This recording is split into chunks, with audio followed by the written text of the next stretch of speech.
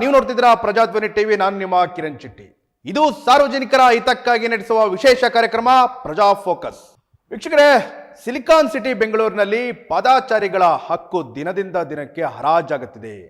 Greater Bengaluru ಪ್ರಾಧಿಕಾರ ಹಾಗೂ ಬೆಂಗಳೂರು ದಕ್ಷಿಣ ನಗರ ಪಾಲಿಕೆ ವ್ಯಾಪ್ತಿಯಲ್ಲಿ ಸಾಮಾನ್ಯ ಸಾರ್ವಜನಿಕರು ರಸ್ತೆ ಬದಿಯಲ್ಲಿ ಸಣ್ಣದೊಂದು ಅಂಗಡಿ ಇಟ್ಟರೆ ಸಾಕು, JCB ತಂದು ಧ್ವಂಸ ಮಾಡುವ ಅಧಿಕಾರಿಗಳು ರಾಜಾರೋಷವಾಗಿ ಫುಟ್ಪಾತ್ನಲ್ಲಿ ಆಕ್ರಮಿಸಿಕೊಂಡಿರುವ ನಂದಿನಿ ಹಾಲಿನ ಕೇಂದ್ರಗಳ ಮುಂದೆ ಮಾತ್ರ ಮೌನಕ್ಕೆ ಶರಣಾಗಿದ್ದಾರೆ ಅಧಿಕಾರಿಗಳು. ಬೆಂಗಳೂರಿನ ಜಯನಗರ, JP ನಗರ, ಅಂಜನಾಪುರ, ಗೊಟ್ಟಿಗೆರೆ, ಕೊತ್ನೂರು, ಗಣಪತಿಪುರ, RBI ಲೇಔಟ್ ಸೇರಿದಂತೆ ದಕ್ಷಿಣ ಬೆಂಗಳೂರಿನ ಪ್ರಮುಖ ರಸ್ತೆಗಳಲ್ಲಿ ಸಾರ್ವಜನಿಕರ ಓಡಾಟಕ್ಕೆ ಜಾಗವೇ ಇಲ್ಲದಂತಾಗಿದೆ.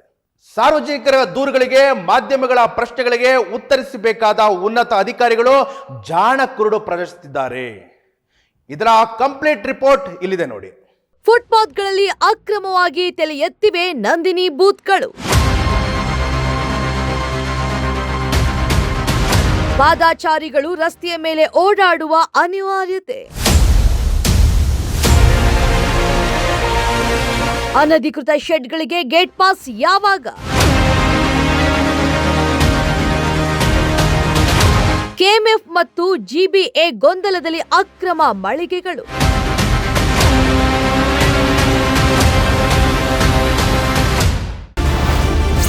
ನಂದಿನಿ ಹೆಸರಿನಲ್ಲಿ ಫುಟ್ಪಾತ್ ಒತ್ತುವರಿ. ಹೌದು, ಗ್ರೇಟರ್ ಬೆಂಗಳೂರು ಪ್ರಾಧಿಕಾರ ಮತ್ತು BBMP ದಕ್ಷಿಣ ವಲಯದ ವ್ಯಾಪ್ತಿಯಲ್ಲಿ ಅಧಿಕಾರಿಗಳು ಕಾನೂನನ್ನು ತಮಗೆ ಬೇಕಾದಂತ ಬಳಸಿಕೊಳ್ಳುತ್ತಿದ್ದಾರೆ ಎಂಬ ದೊಡ್ಡ ಅನುಮಾನ ಈಗ ಸಾರ್ವಜನಿಕರನ್ನು ಕಾಡುತ್ತಿದೆ. ಯಾಕೆಂತಂದ್ರೆ JP ನಗರ 7ನೇ ಹಂತದ ಕ್ಯಾಪಿಟಲ್ ಶಾಲೆ ಆಟದ ಮೈದಾನದ ಹತ್ತಿರ ಇರುವ ಪಾದಾಚಾರಿ ಮಾರ್ಗವೇ ಇದಕ್ಕೆ ಜ್ವಲಂತ ಸಾಕ್ಷಿ. ಇಲ್ಲಿ ಸಾರ್ವಜನಿಕರ ಫುಟ್ಪಾತ್ ಅನ್ನು ಸಂಪೂರ್ಣವಾಗಿ ಅತಿಕ್ರಮಿಸಿ ಅನಧಿಕೃತವಾಗಿ ನಂದಿನಿ ಹಾಲಿನ ಬೂತ್ ನಡೆಸಲಾಗುತ್ತಿದೆ. ಸಾರ್ವಜನಿಕರು ಮತ್ತು ಪ್ರಜಾಧ್ವನಿ ಟಿವಿ ಸತತವಾಗಿ ದೂರು ನೀಡಿದ ಬೆನ್ನಲ್ಲೇ BBMP ಅಧಿಕಾರಿಗಳು ಸ್ಥಳ ಪರಿಶೀಲನೆ ನಡೆಸಿ ಈ ಹಾಲಿನ ಬೂತ್ ಪಾದಾಚಾರಿ ಮಾರ್ಗವನ್ನು ಅತಿಕ್ರಮಿಸಿರುವುದು 100ಕ್ಕೆ 100 ಸತ್ಯ ಎಂದು ಒಪ್ಪಿಕೊಂಡಿದ್ದಾರೆ ಅಧಿಕಾರಿಗಳು.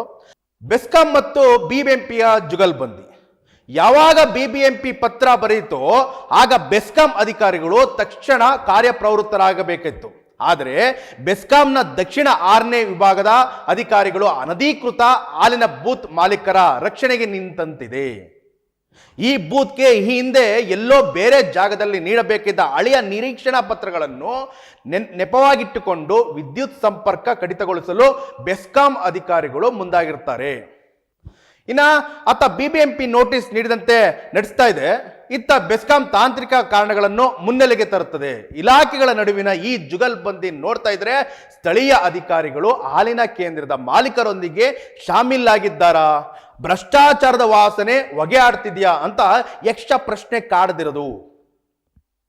ಇವತ್ತು ನಗರದಾದ್ಯಂತ ಎಲ್ಲಿ ನೋಡಿದ್ರು ಕೂಡ ಈಗ ಯಾಕಂತಂದ್ರೆ ಈಗ ರಾಜ್ಯದ ಹಿತಾಸಕ್ತಿಯೊಂದಿಗೆ ರಾಜ್ಯದ ನಗರಗಳಲ್ಲಿ ಎಲ್ಲ ಪೂರ್ತಿ ಅಭಿವೃದ್ಧಿ ಕಾರ್ಯಗಳಿಗೆ ಕಾರ್ಯಪ್ರವೃತ್ತವಾಗಿರ್ತಕ್ಕಂಥ ಕಾಂಗ್ರೆಸ್ ಸರ್ಕಾರ ಇತ್ತೀಚೆಗಷ್ಟೇ ಬೆಂಗಳೂರು ನಗರದಾದ್ಯಂತ ಒಂದಷ್ಟು ಪಾದಾಚಾರಿಗೆ ಮಾರ್ಗಗಳೇನಿತ್ತು, ಫುಟ್ಪಾತ್ ನಲ್ಲಿ ಇಟ್ಟಿರ್ತಕ್ಕಂಥ ಒಂದಷ್ಟು ವ್ಯಾಪಾರಸ್ಥರುಗಳನ್ನ ತೆರವುಗೊಳಿಸೋದ್ರಲ್ಲಿ ಯಶಸ್ವಿಗೊಳಿಸಿದ್ರು. ಆದರೆ ಒಂದು ಕಣ್ಣಿಗೆ ಬೆಣ್ಣೆ, ಇನ್ನೊಂದು ಕಣ್ಣಿಗೆ ಸುಣ್ಣ ಎಂಬಂತಾಗಿದೆ. ಏನು ಯಾಕೆಂತಂದ್ರೆ ಅಲ್ಲಿ ಪಾದಾಚಾರಿ ಮಾರ್ಗಗಳಿಗೆ ಅಂದ್ರೆ ಪಬ್ಲಿಕ್ಕಿಗೆ ಒಳ್ಳೇದಾಗ್ಲಿ ಅನ್ನೋದು ವಿಷಯವಾಗಿ ಅಲ್ಲಿ ಯಾಕೆಂದ್ರೆ ತುಂಬಾನೇ, ಯಾಕೆಂದ್ರೆ ಇವತ್ತು ಬೆಂಗಳೂರು ತೆಗೆದುಕೊಂಡಾಗ ದಟ್ಟವಾಗಿ ಬೆಳೆದಿರು ನಿಂತಿರತಕ್ಕಂಥ, ಬೃಹತಾಕಾರದಲ್ಲಿ ಬೆಳೆದಿರು ನಿಂತಿರತಕ್ಕಂಥ ನಗರ. ಎಲ್ಲಿ ನೋಡಿದ್ರು ಜನವೋ ಜನ, ಎಲ್ಲಿ ನೋಡಿದ್ರು ವಾಹನಗಳ ದಟ್ಟಣೆ ಕಾಡ್ತಾ ಇದೆ. ಬೆಳಗ್ಗೆ ಎದ್ದು ಮಕ್ಕಳು ಸ್ಕೂಲ್ಗೆ ಹೋಗ್ಬೇಕಾಗಿರುತ್ತೆ, ಪೋಷಕರು ಒಂದಷ್ಟು ಕೆಲಸ ಕಾರ್ಯಗಳಲ್ಲಿ ಪ್ರವೃತ್ತರಾಗಬೇಕಾಗಿರುತ್ತೆ, ಇನ್ನು ವಯಸ್ಸಾದವರು ಓಡಾಡಬೇಕಾಗಿರುತ್ತೆ, ಬಸ್ ಹತ್ತೋದಕ್ಕೆ ಬಸ್ ಸ್ಟ್ಯಾಂಡ್ಗಳು ನಿಲ್ಬೇಕಾಗತ್ತೆ. ಆದರೆ ಏನಾಗ್ತಿದೆ ಅಂದರೆ ಕೆಲವು ಪ್ರದೇಶಗಳಲ್ಲಿ ಫುಟ್ಪಾತ್ಗಳನ್ನು ಆವರಿಸ್ಕೊಂಡಿದ್ರು ವ್ಯಾಪಾರಿಗಳು, ತೊಂದರೆ ಆಗ್ತಾ ಇತ್ತು. ಯಾಕೆಂತಂದ್ರೆ ಪಾದಾಚಾರಿಗಳು ನಡ್ಕೊಂಡು ಹೋಗಿರ್ತಕ್ಕಂಥ ಜಾಗದಲ್ಲಿ ಇವರು ವ್ಯಾಪಾರಕ್ಕಾಗಿ ಗಾಡಿಗಳನ್ನ ನಿಲ್ಸ್ಕೊಂಡು ಅಂಗಡಿಗಳನ್ನ ಮಾಡ್ಕೊಂಡಿದ್ದಾಗ ಬೇರೆ ಆಪ್ಷನ್ ಇಲ್ದೇನೆ ರಸ್ತೆಯಲ್ಲೇ ಅಥವಾ ರಸ್ತೆ ಇಕ್ಕಲಗಳಲ್ಲೇ ನಡೆಯಬೇಕಾದ ಸಂದರ್ಭ ಎದುರಾಗಿತ್ತು. ಆದರೆ ಇದರಿಂದ ಆಗ್ತಿದ್ದ ಪರಿಣಾಮಗಳೇನು, ತೊಂದರೆಗಳೇನು, ಯಾರಿಗಿದು ತೊಂದರೆ ಅನುಭವಿಸ್ತಾ ಇದ್ರು? ಸಾಮಾನ್ಯ ಜನರಿಗೆ ಇದು ತೊಂದರೆ ಆಗ್ತಾ ಇತ್ತು. ಯಾಕೆಂತಂದ್ರೆ ಇನ್ನ ಫುಟ್ಪಾತ್ ಅಲ್ಲಿ ಜಾಗ ಇಲ್ದಿರ ಕಾರಣ ರಸ್ತೆ ಮಧ್ಯದಲ್ಲಿ ಓಡಾಡಬೇಕಂತ ಸಂದರ್ಭದಲ್ಲಿ ಸಾಕಷ್ಟು ಅವಘಡಗಳು ಸಂಭವಿಸಿರತಕ್ಕಂಥದ್ದು, ಹಾಗೆ ಸಾಕಷ್ಟು ಆಕ್ಸಿಡೆಂಟ್ಗಳು ಆಗಿರತಕ್ಕಂಥದ್ದು ನಮ್ಮ ಕಣ್ಮುಂದೆ ಇದೆ. ಈ ವಿಚಾರವಾಗಿ ಕಾಂಗ್ರೆಸ್ ಸರ್ಕಾರ ಒಂದು ದಿಟ್ಟ ನಿರ್ಧಾರ ತೆಗೆದುಕೊಳ್ಳುತ್ತೆ, ಅದನ್ನ ತೆರವುಗೊಳಿಸಬೇಕು ಅನ್ನೋ ಒಂದು ನಿರ್ಧಾರ. ಓಕೆ, ಇದೆಲ್ಲದಕ್ಕೂ ಅಗ್ರಿ. ಆದರೆ ಒಂದು ಕಣ್ಣಿಗೆ ಬೆಣ್ಣೆ, ಇನ್ನೊಂದು ಕಣ್ಣಿಗೆ ಸುಣ್ಣನ. ಯಾಕೆ ಅಂತಂದ್ರೆ ಇವತ್ತು ನಂದಿನಿ ಬೂತ್ಗಳು ಕೂಡ ಏನು ನಾವು ದಿನನಿತ್ಯ ನಾವು ಹಾಲು ಮೊಸರು ತೆಗೆದುಕೊಳ್ತೀವಿ, ಈ ಒಂದು ನಂದಿನಿ ಬೂತ್ಗಳು ಕೂಡ ತಲೆ ಎತ್ತಿರ್ತಕ್ಕಂಥದ್ದು ಇದೇ ಫುಟ್ಪಾತ್ ಮೇಲೆ. ನೀವು ಯಾವುದೇ ನಗರಗಳು ತಗೊಳ್ಳಿ, ಮೋರ್ ದೆನ್ 99%. ಯಾಕೆಂತಂದ್ರೆ ವಿತ್ ಪ್ರೂಫ್ ಸಮೇತ ನಾವು ಕೊಡ್ತಾ ಇದ್ದೀವಿ. ನಾವೆಲ್ಲೂ ಸುಳ್ಳು ಹೇಳ್ತಾ ಇರ್ತಕ್ಕಂಥದ್ದಲ್ಲ. ಯಾಕೆಂತಂದ್ರೆ ಅಥವಾ ನಾವೇನೋ ನಂದಿನಿ ಬೂತ್ನ ನಾವು ವಿರುದ್ಧವಾಗಿ ನಡ್ತಕ್ಕಂಥದ್ದಲ್ಲ, ಅಥವಾ ಅವರು ವ್ಯಾಪಾರಸ್ಥರಿಗೆ ವಿರುದ್ಧವಾಗಿ ನಡ್ತಕ್ಕಂಥದ್ದಲ್ಲ. ಇದು ಪಬ್ಲಿಕ್ ಎಲ್ಲರಿಗೂ, ಸಾರ್ವಜನಿಕರೆಲ್ಲರಿಗೂ ಹಿತಾಸಕ್ತಿಯೊಂದಿಗೆ ನಮ್ಮ ಪ್ರಜಾಧ್ವನಿ ನಿಂತಿದೆ, ಪ್ರಜಾಧ್ವನಿ ಟಿವಿ ನಿಂತಿದೆ. ಈ ಕಾರಣದಿಂದಾಗಿ ಇದೇ ನಂದಿನಿ ಬೂತ್ ಫುಟ್ಪಾತ್ ಮೇಲೆ ತಲೆ ಎತ್ತಿರತಕ್ಕಂಥ ಕಾರಣ ನಡ್ಕೊಂಡು ಹೋಗೋದೆಲ್ಲಿ, ಪಾದಾಚಾರಗಳಿಗೆ ಜಾಗ ಎಲ್ಲಿದೆ? ಯಾಕೆ ಈ ಒಂದು ಮತ್ತೆ ಈ ಅಧಿಕಾರಿಗಳು ಒಂದು ಕಣ್ಣಿಗೆ ಬೆಣ್ಣೆ ಇನ್ನೊಂದು ಕಣ್ಣಿಗೆ ಸುಣ್ಣ?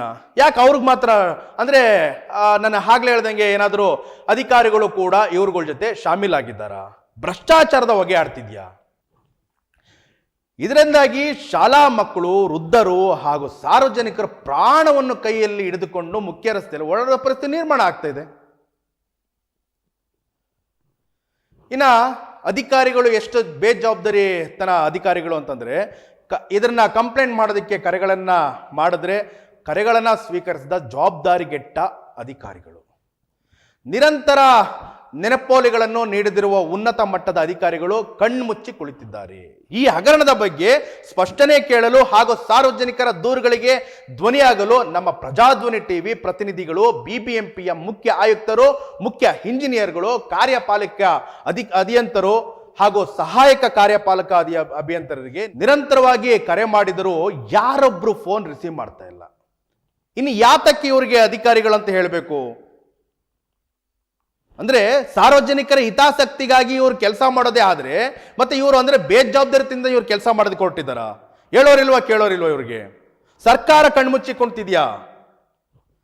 ಜನರ ತೆರಿಗೆ ಹಣದಲ್ಲಿ ಲಕ್ಷ ಲಕ್ಷ ಸಂಬಳ ಪಡೆಯುವ ಅಧಿಕಾರಿಗಳು ಸಾರ್ವಜನಿಕರ ಕರೆಗಳಿಗೆ ಉತ್ತರಿಸಲು ತೋರುತ್ತಿರುವ ಇಂತಹ ಬೇಜವಾಬ್ದಾರಿತನಕ್ಕೆ ಏನನ್ಬೇಕು? ದೂರುಗಳು ಗ್ರೇಟರ್ ಬೆಂಗಳೂರು ಪ್ರಾಧಿಕಾರದ ಕಚೇರಿಯಿಂದ ಕೆಳಮಟ್ಟದ ಅಧಿಕಾರಿಗಳವರೆಗೆ ರವಾನೆಯಾಗುತ್ತಿದ್ದರೂ ಸ್ಥಳೀಯ ಮಟ್ಟದಲ್ಲಿ ಮಾತ್ರ ಯಾವುದೇ ಕ್ರಮವಾಗ್ತಾ ಇಲ್ಲ.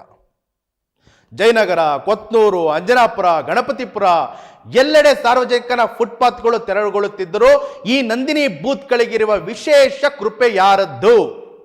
ಕಾನೂನು ಅನ್ನೋದು ಎಲ್ರಿಗೂ ಒಂದೇ ಆಗಿರಬೇಕು. ಬಡವರ ಅಂಗಡಿಗಳನ್ನು ಮುಲಾಜಿಲ್ಲದೆ ಒಡೆಯುವ ಅಧಿಕಾರಿಗಳು ಪಾದಾಚಾರಿ ಮಾರ್ಗವನ್ನು ಅಕ್ರಮವಾಗಿ ನುಂಗು ನೀರು ಕುಡಿಯುತ್ತಿರುವ ಇಂತಹ ದೊಡ್ಡ ಕೇಂದ್ರಗಳ ವಿರುದ್ಧ ಯಾವಾಗ ಕ್ರಮ ಕೈಗೊಳ್ಳುತ್ತಾರೆ?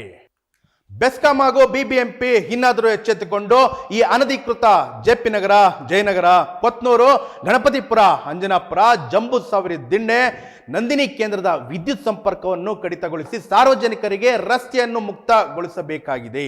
ಅಲ್ಲಿಯವರೆಗೂ ನಮ್ಮ ಪ್ರಜಾಧ್ವನಿ ಟಿವಿ ಅಧಿಕಾರಿಗಳನ್ನು ಪ್ರಶ್ನಿಸುವುದನ್ನು ನಿಲ್ಲಿಸುವುದಿಲ್ಲ. ಇದು ಇವತ್ತಿನ ಪ್ರಜಾ ಫೋಕಸ್ ವಿಶೇಷ ಕಾರ್ಯಕ್ರಮ. ನೀವು ನೋಡ್ತಿದ್ದೀರಾ ಪ್ರಜಾಧ್ವನಿ ಟಿವಿ. ನಾನು ನಿಮ್ಮ ಕಿರಣ್ ಶೆಟ್ಟಿ. ನಮಸ್ಕಾರ.